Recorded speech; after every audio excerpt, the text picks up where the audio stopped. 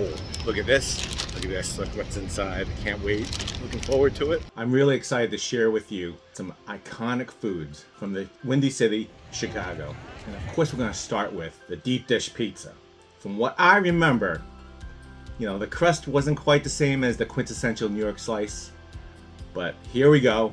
It's been a while. I'm looking forward to this. Enjoy.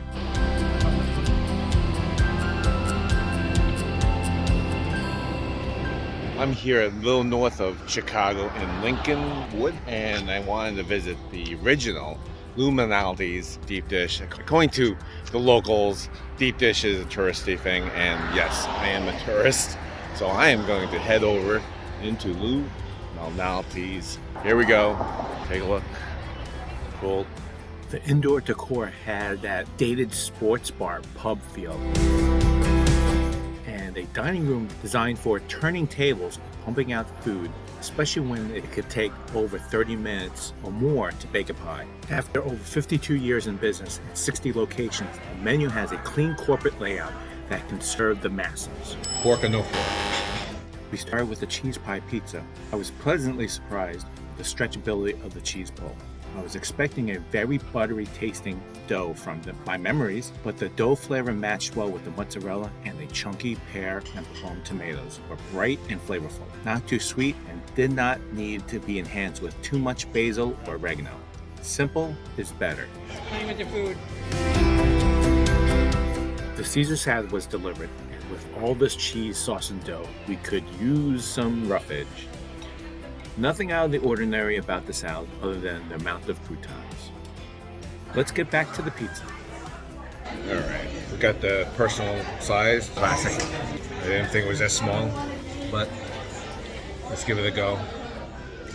Cut right in half. The classic has evenly pressed sausage into the cheese and dough base that give you a piece of sausage with every bite, and made this more savory and enhance the flavor of the cheese pizza.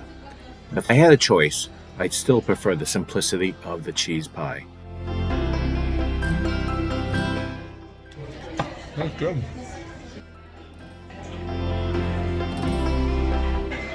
Okay, here's the Lou. More veggies in it, a little bit more soggier. Let's try to try. I figured we should add some additional veggies with each meal. Which one do you want now? Before I answer Irene, the Lou builds on the cheese pie by including spinach, mushrooms, and sliced tomatoes. I'm going to liquid because of the mushrooms. Spinach. None. So, should I use a knife and fork instead of playing with my food?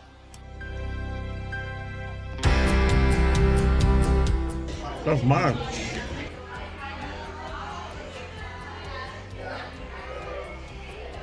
On our way out, I thought this bench made of bats and bases was really cool. Might as well sit on it. While this is not an official pizza review because it's not fair to compare some New York slices versus Chicago, I will give it a 7.6. I really liked it a lot. Now, after eating all that pizza, we definitely needed to take a walk. We decided to tour the city the next day to visit some of Chicago's most famous landmarks, like the Marina City Towers that were in Steve McQueen's movie, The Hunter. The Chicago River divides the city north and south, and I love drawbridges. On the south side of the river, you'll find the flagship of Fannie May, who has been making premium chocolates for over 100 years.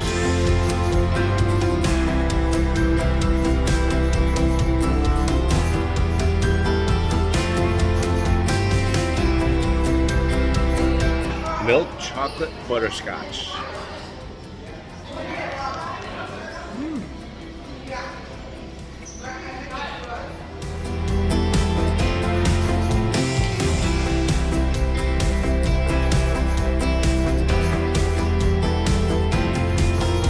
After having a few more bonbons, let's walk south to the Bean, also known as the Cloud Gate, which was inspired by liquid mercury.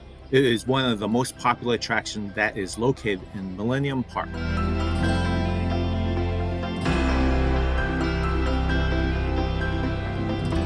Its reflective material makes it interesting to see your reflection.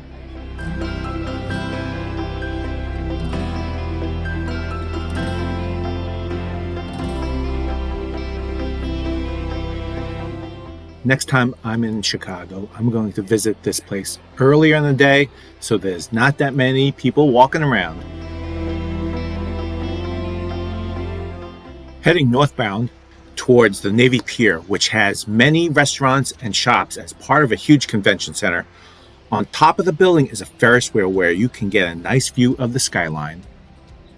Finally, we found the West Ohio Street location of Al's #1 Italian beef. And fellow YouTuber James Andrews sat right here. Definitely check out his video review. While the menu has a variety of items to choose from, all I wanted was the famous Italian beef dipped, meaning the sandwich was submerged in the gravy.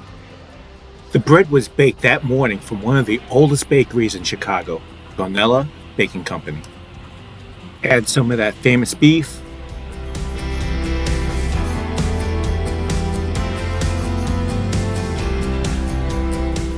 Then dunk the sandwich into the juices.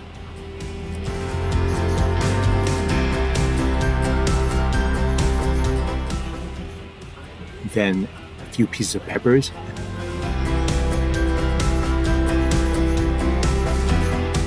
Spread on some jardiniere. And wrap it up.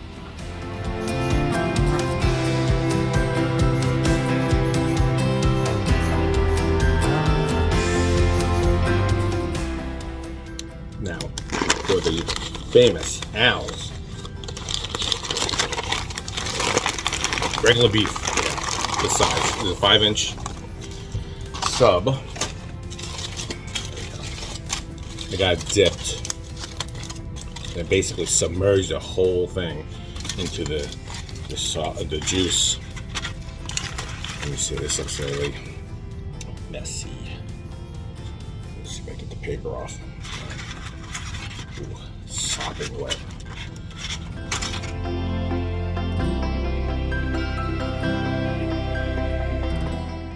Can't tell where the paper begins and ends.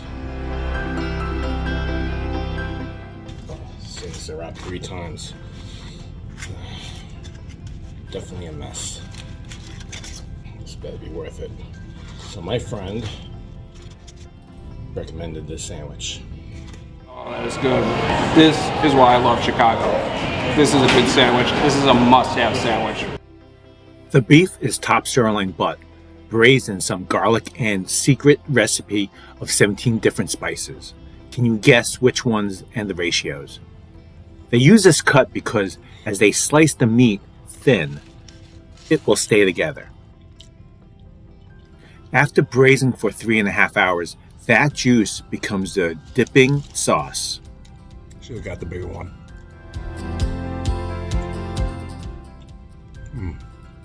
Typically, I hate braised beef because it's usually dry, but the beef was succulent that had a solid umami flavor and a slight sweetness to it. The beef has enough give for texture. I was really worried that the sandwich would fall apart, especially after being dunked like that. However, that French bread was dense enough to maintain its integrity.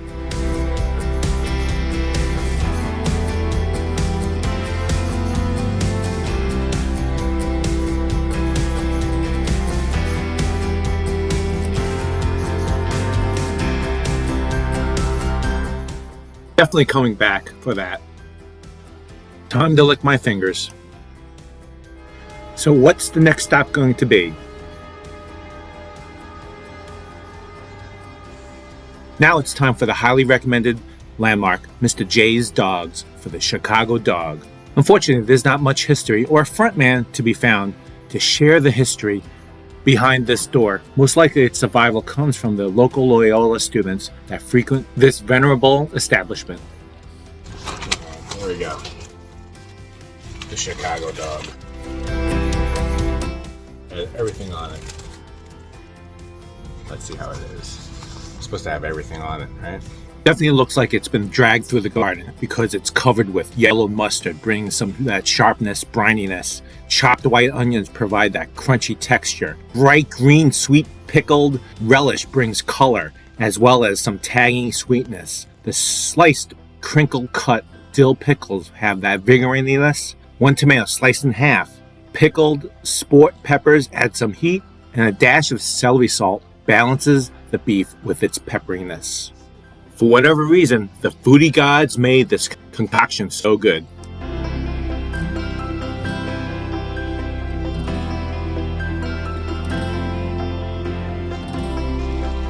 Now compare this to Coney Island's Nathan's hot dog with just mustard and red onions. Different kind of good. Who can guess where I'm going next?